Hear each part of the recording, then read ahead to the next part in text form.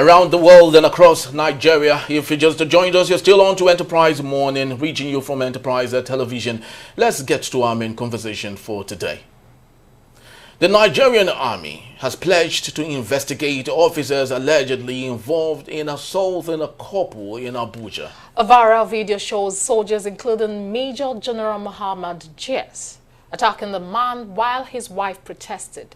Witnesses claim the couple was stopped for unlawfully overtaking the convoy. The man sustained injuries with blood visible on his forehead after a soldier slapped him. The couple alleged that the soldiers, led by the Major General, handcuffed them, forced them into a car trunk and transported them to the Gwarinpa police station, where officers were instructed to detain them indefinitely. In response, Onyema Nwachukwu, the Army spokesperson, confirmed the acting Chief of Army Staff, Lieutenant General Olufemi Oluyode, has ordered an immediate investigation to uncover the facts surrounding the incident. The Army emphasized its commitment to protecting law-abiding Nigerians and assured the public that the matter would be thoroughly addressed. And the full circumstances of the altercation remain unclear, but the Army has promised transparency in resolving the case. Very well said, but let's have our conversation today. Doing that together with us in the studio is Cyril Abaku, journalist and public affairs. And it is good morning to you, Cyril, and welcome. Good morning, Cyril. Thank you so very much for your time. I'm glad to be here. All right, so let's have a conversation. Of course, the video is viral. It's all over the place. And as much as we love to salute the information desk of the Nigerian Army for swiftly coming up to say something about it, but do you think the Nigerian Army should be applauded, at least for once, for taking this upon themselves to ensure that such does not repeat itself? No, I'm not excited. I have to be honest with you. Really? No, I'm not. It's not the first time that they will swing into action like this and say they're investigating. What really came out of it at the end of the day? Look, do you remember when there was a story of, was he a naval rating now, or somebody that they said had been locked up for about 6 years without trial, without any question, because he went to the war front and was leading prayers? That's a member of the Nigerian Army. I think that the Army or the Navy. But even the Army, you recall what happened in Kaduna and other places. They will always say that they're investigating it. But let's come to the one that happened in Abuja some days ago. I think it's a pity. Even if you want to undertake investigations, we saw the man sitting in his car and being assaulted by soldiers. So have they detained those people that were doing that? You know what I mean? Yeah. Yes. If you're in the security architecture, the Army, police, NSC, your primary duty is to secure, protect, guarantee the safety of other citizens. We pay you from our pockets to do that for us. Okay? The roles could have been reversed. I could have been the one in the Army camouflage with a gun protecting you. So whoever is on the other side of the conversation has a duty by law, spelled out by law. Did you even see when some people are reporting overtook the convoy unlawfully? I was about coming there because I want to know, is it now part of our law? I honestly don't know. Is it outrageous to say, do we have a law that says citizens are not supposed to overtake a convoy? Now, every society has codes and conventions that are not necessarily law. Okay? But even when such things happen, the question will be, how does the power elite, or how does the person who holds power use it, deploy it? Power is held in trust for others, so it is meant to be ultimately used as a blessing for others. How many cars are in the convoy of Major General? That's like that's like the second biggest in the the second what's the one from the lowest cadre of, I think, Brigadier General, Major General, and so on. So yes, but even if his convoy was overtaken, and even if it was done rudely, I want to ask, is the Army in a position to be the ones to enforce? Because we're not in a military regime.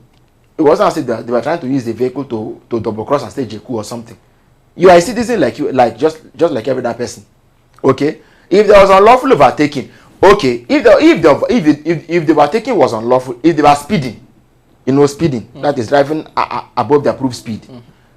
Even if you double cross and stop them or something, why not hand them over to the police or FRSC?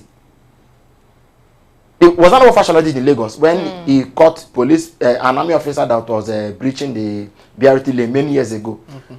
Who did he use to arrest him? Yes, when you arrest, you hand it over to. I mean, when anybody who arrests, even if it is the army that arrests, they must hand you over to the police. Even the DSS is not empowered by law to prosecute. When you arrest, you hand over, because the police is the front line internal crime. What's it called? Criminal justice prosecution, whatever, arm of government is in the constitution. Yeah, but they did. They did. It's reported here that the couple were actually, taken to the police station. So after they're taking a pound of flesh. So you mean after taking a pound of flesh, there was no need for them to still take them to the police station? No, you will, but see, look, so we need to now go and check what statement was given to the police. Because I'm glad we have this video today. Because believe me, Henry, at the risk of being unfair, if there was no video of this nature, you would have seen, they probably would have denied. Nigeria is a state where power people all impunity up and down. My concern is, why brutalize? See, this is the point. We've seen Emmanuel Macron of France being slapped, haven't we seen? Yeah, very well. Yeah. We've seen leaders being booed, and power, they don't use power this way. Not because they cannot. Not because maybe they shouldn't even. But leadership has a bounden duty. For me, it's about their civilization. Because when they stopped the vehicle of the unmarried, they were about to wed couple. Okay? So what do? Even if they are hurling words at you, in a democracy, you can only seek redress in a court of law, not with your own fisticuffs. So what if this man that they stopped on the road could deploy greater bronze than they could? And what if, like we see in some Hollywood films, what if as they tried it, he said, "Do you know who I am?" And he came out and gave the soldier a beating. What if in the course of that exchange, somebody had died? What would have happened? What if that man had... Okay, let me give you the story. I once lived in an upscale town in an upscale part of Lagos. My neighbor, then casually I used to just greet everybody with a salute. So when they saluted him, he was in his car. When he came out, he caught it properly. I suspected that this man must have been in the services. So I questioned him. He told me his background, where he had served, where he was recruited, and where he served, and everything he had done. And said that one day he was traveling when armed robbers attempted to rob on the road he was traveling. They robbed him. He said anyway, he has enough to start a civil war.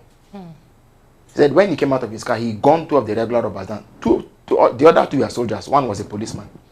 Yes, in this country, I'm telling you. Yes, it happened. He told me by himself. Because it was when he got to the police station, he got to know. You see now, the point is this. He, given his background, the normal ragtag armed robber, ordinary street civilian robbers, he was able to gun them down. The other guys are trained to escape being shot at.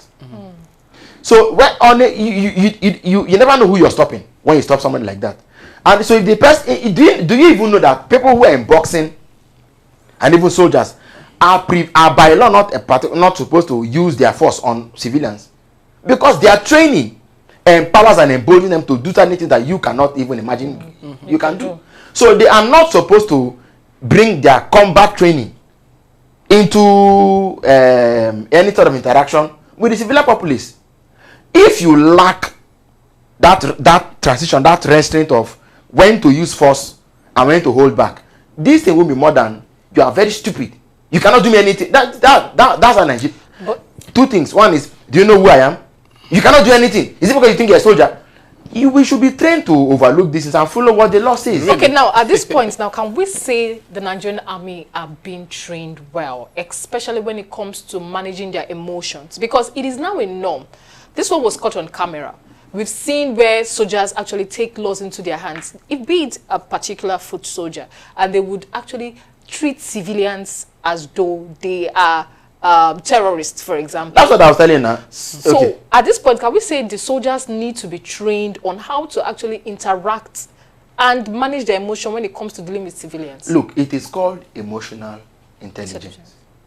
And I, for one, I'm not alien. I'm not strange to how sometimes, let's say common Nigerians generally, how sometimes we or Nigerians are prone to talking down on men in uniform. it is from experience over many years. This morning, as I was coming to work here, there was a hold up at Berger. Now, let me tell you the story. We passed Berger. No, we were approaching. Yeah, so we passed Berger a little bit. There's a place called New Garage Bus Stop. The driver went down, took the underpass, turned and wanted to come out of the other, and then drive against traffic. Okay. At the place it was to drive against traffic, we had this FRSC truck. They were holding long pipes. They're not holding the Constitution. They're holding long pipes. So he couldn't take it. He had to go back again down. And I said, these people why didn't they hold Constitution to show you that you're about to break the law? What did they say? They were holding sticks, not the Constitution. So it is normal that people will just want to break the law, breach processes, breach protocol, talking on people. Yes. But this is... And it's equally fair for them to have taken that action, since they know that this is... I said, driver, why they no hold Constitution? Why they hold that? Yes. You say, now stick they hold. It was not stick. Is this pipe, fiber thick pipe. They held, but imagine FRS holding pipe. If you take sometimes you policemen holding broken stick, three branch, all kinds of things. Maybe it's even broken bottles sometimes. But see where I'm going. You wait. Do you think the argument that they spoke rudely to us, that's why we beat them up, do you think that argument will fly with the public? It will not fly. Choma is correct. That thing is called emotional intelligence. You have to be trained for it. You must be trained for it. We have seen places where, even in the UK, there were when Nigeria had end bad governance protests, there was also similar immigration-related protests in the UK. What the police normally do is that they will hold these shields. They are called anti-riot police. So there's anti-riot training. That is not anti-people, it is anti-riot. They quell the riot, they don't quell the people. You see them hold these shields and they're pushing back, and the most they even hold are batons. And where necessary, then maybe they fire tear gas too. But I've never seen it happen that on account of protest, people were shot and killed. On account of a mere interaction with soldiers, blood should not be shed. It's not necessary.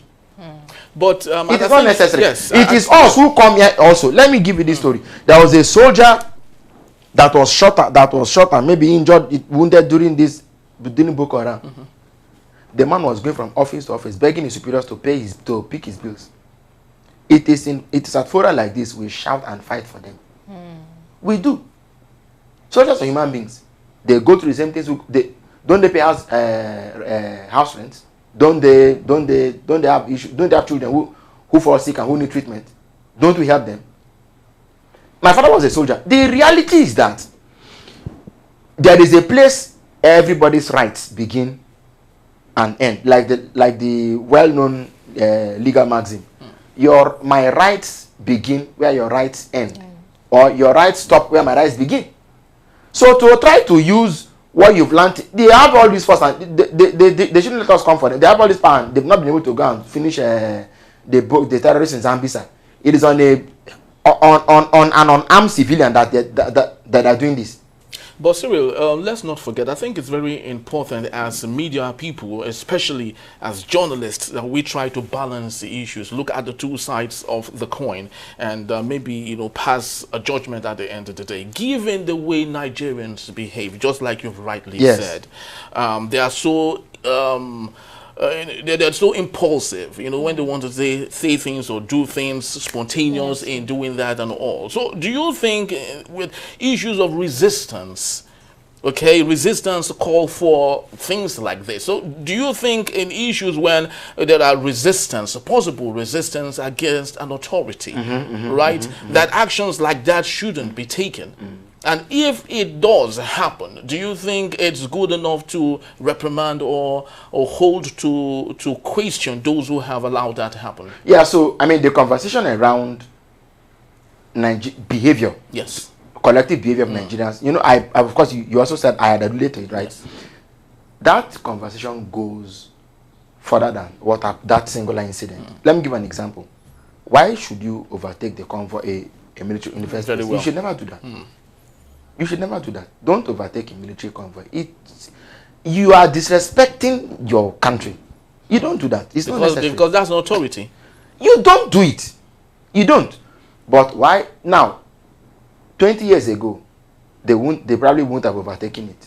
Today, what has changed? That's where the problem is really coming from. Yes, something has happened to Nigeria, and the psyche of this country has been badly in. If you see, in public transport, if you have a policeman or soldier, they sit in front, they give them deference. Yeah. Then they go and check what's happening today now. Even at Oshodi, they robbed the soldier. They robbed they robbed him. Heaven no fault. They robbed him. No skin pain. And told him to continue where he was going. Who will you go and hold? That's how bad our country has become.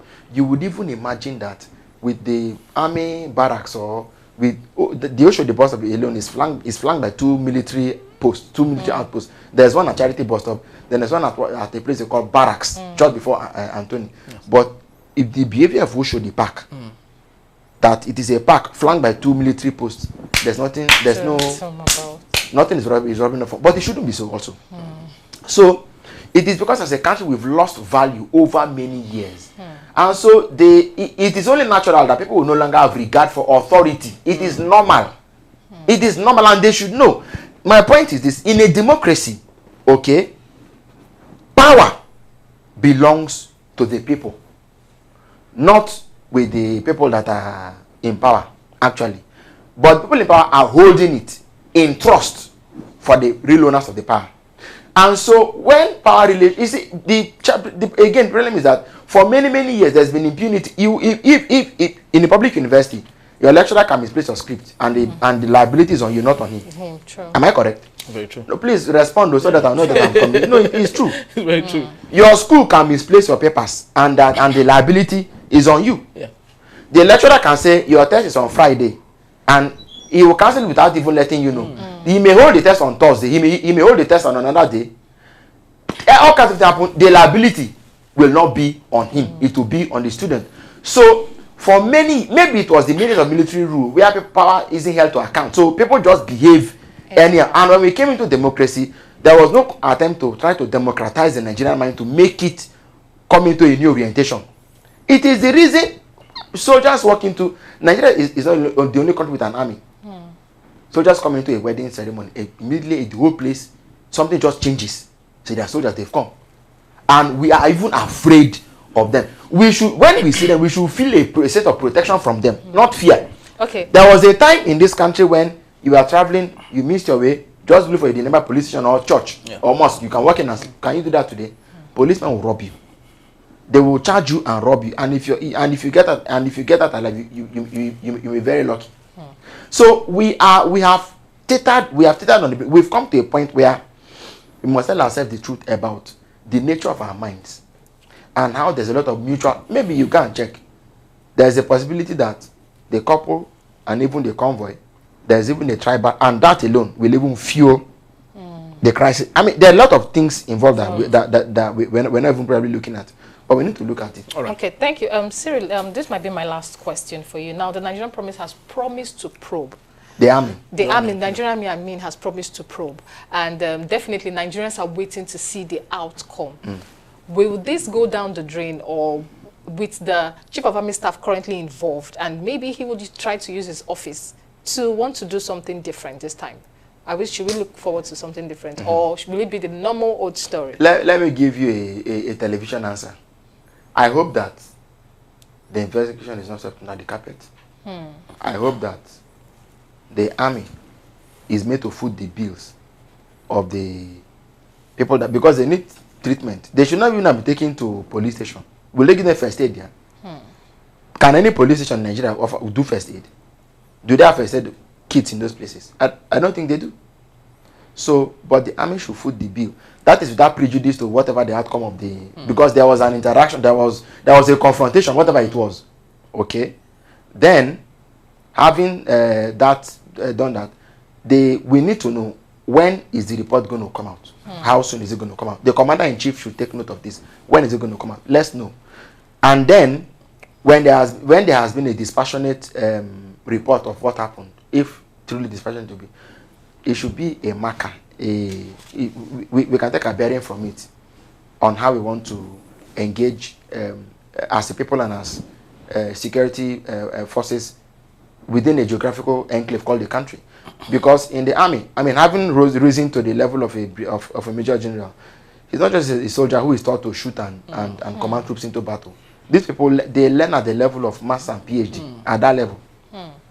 One of the courses they learn is military-civilian relations. I believe that they know this. Didn't you say Babangida worked with politicians almost so seamlessly? His thesis at the NIPPS, Kuru, as it Bukuru or Kuru in Jos, was on military-civilian interaction. They know these things. Some of them are trained at they are trained at the level of graduate and even postgraduate students. For you to rise high in the officer cadre, you're not just a soldier. You're a philosopher actually. You're everything. So I expected more from these people. Frankly speaking, the man was in his vehicle. You now stretched into assaulting. It doesn't. Thank God the video recording took place. Yeah, but it's not proper at all. It's not proper, and just like we often say, we just hope that those in authority will do the needful. You know, this is not peculiar to us. In the United Kingdom, just a couple of weeks back, a police who murdered an innocent, black man was let loose. You know, he was found not guilty. And the parents and the families of the young man that was murdered were very visibly angry, at what happened. But of course, the authorities say they need to protect DS, that if they continue to take action such as this, that they might, in one way or another, dissuade those who are serving and putting their lives at risk from not doing the needful. But of course, we all should respect one another. Nigeria is ours. Without Nigerians, there wouldn't be the Nigerian army. And without the Nigerian army protecting Nigerians, there wouldn't be Nigeria. Most definitely. Thank you so very much, Cyril Abaku, for being here with us, and we truly do appreciate you. Before the program, I had you speaking one of my favorite European languages. Okay. So let me respond with my thank you. All right, thank you for that. Thank you. All right, so my people would love to say thank you to you for being part of our show today. We truly do appreciate you. But please do well to visit us if you may. You can always find and reach us at Enterprise TVnews.com. You may like, comment, and subscribe on all our social media platforms at Enterprise TV7. I am Henry Higwebike. And I'm Choba Okohe. Thank you for watching. We'll see you tomorrow, bright and early. Bye-bye.